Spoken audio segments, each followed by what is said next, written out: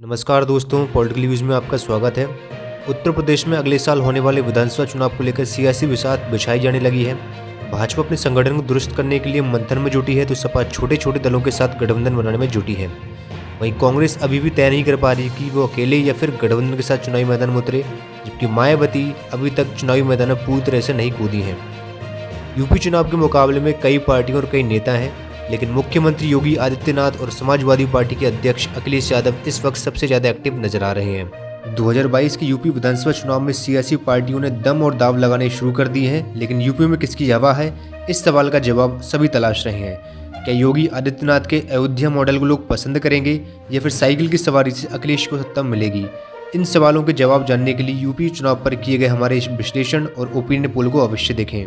अगर हम यूपी विधानसभा चुनाव के इतिहास पर नजर डालें तो पता चलेगा कि पिछले 33 सालों से कोई भी सरकार लगातार दूसरी बार चुनकर सत्ता में वापसी नहीं कर पाई है। ये सिलसिला 1984 से शुरू हुआ। 1984 में कांग्रेस को यूपी विधानसभा चुनाव में प्रचंड बहुमत मिला था, परंतु 1989 के चुनाव में कांग्रेस की करारी हार हुई और मुलायम सिंह यादव के नेतृत्व में जनता दल ने सरकार बनाई। हालांकि 2 वर्ष बाद ही 1991 में यूपी में फिर एक बार विधानसभा चुनाव हुए और इस बार भाजपा ने कल्याण सिंह के नेतृत्व में जीत दर्ज की। कल्याण सिंह के मुख्यमंत्री कार्यकाल में ही 6 दिसंबर 1992 को बाबरी विध्वंस हुआ था तथा इस कारण भाजपा की सरकार को बर्खास्त करके यूपी में राष्ट्रपति शासन लगा दिया गया। 1993 में फिर से विधानसभा चुनाव हुए एवं इस बार सपा बसपा गठबंधन ने भाजपा को हराकर एक गठबंधन वाली सरकार बनाई, पर यह गठबंधन भी ज़्यादा दिनों तक नहीं टिक पाया और 1996 के विधानसभा चुनाव में भाजपा ने सत्ता में वापसी की। लेकिन 2002 के विधानसभा चुनाव में सपा ने जीत दर्ज करके पहली बार अपने दम पर सरकार बनाई, परंतु 2007 में बसपा चुनाव जीत गई और 2012 में सपा ने सत्ता में वापसी की तथा 2017 के पिछले विधानसभा चुनाव में भाजपा ने प्रचंड जीत दर्ज की थी। तो क्या भाजपा और योगी आदित्यनाथ इस क्रम को तोड़कर लगातार दूसरी बार सरकार बनाकर इतिहास रच पाएंगे? आइए यही जानते हैं वीडियो के अगले पड़ाव में। चूँकि यूपी का चुनाव हमेशा त्रिकोणीय बहुकोणीय होता है, इसलिए अभी तक जो भी पार्टी 30% के करीब वोट हासिल कर लेती थी वो यूपी में अपनी सरकार बनाने में सफल हो जाती थी। 2007 में बसपा को 30.43% वोट मिले थे और उसने सरकार बनाई।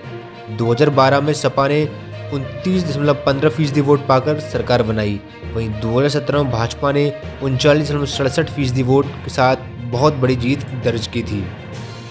जहां 2017 का चुनाव त्रिकोणीय था, वहीं 2022 का चुनाव बहुकोणीय होने वाला है और मुख्य मुकाबला भाजपा और सपा के बीच ही होगा। इसलिए इनमें से जो पार्टी 35% से ज़्यादा वोट हासिल कर लेगी वो 2022 का विधानसभा चुनाव जीत लेगी। फिलहाल तो भाजपा ही एकमात्र पार्टी नजर आ रही है जो 35% के आंकड़े को पार जा सकती है। 2017 में सपा कांग्रेस गठबंधन को 75% मुस्लिम वोट मिले थे, पर इसके बावजूद भी सपा कांग्रेस गठबंधन का वोट शेयर मात्र 28.07% ही रहा था। और ऐसे में अगर सारे मुसलमान 2022 में सपा को ही वोट करते हैं तब भी उसका वोट शेयर 35% को नहीं छू पाएगा। वर्तमान स्थिति में भाजपा को 41% वोट मिल सकते हैं, जबकि सपा दूसरे नंबर पर रहेगी और सपा के खाते में 32% वोट जाने का अनुमान है। तीसरे नंबर पर बसपा रहने वाली है, बसपा को 17% वोट मिलेंगे एवं कांग्रेस को 6% और अन्य को 5% वोट मिल सकते हैं। 2017 में भाजपा गठबंधन और सपा गठबंधन के बीच तकरीबन 13% वोटों का अंतर था, और इस ओपिनियन पोल के हिसाब से 2022 में यह अंतर घट के 9% का हो जाएगा।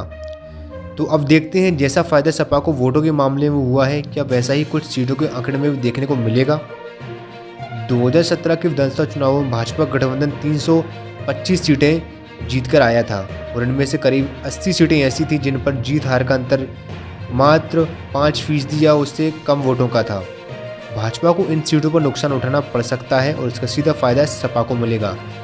हमारे ओपिनियन पोल के मुताबिक भाजपा गठबंधन मौजूदा परिस्थितियों में सरकार बनाता हुआ दिख रहा है, पर सीटों का आंकड़ा घटकर 250 पर आ जाएगा। वहीं दूसरी तरफ सपा गठबंधन को 120 सीटों पर जीत हासिल हो सकती है।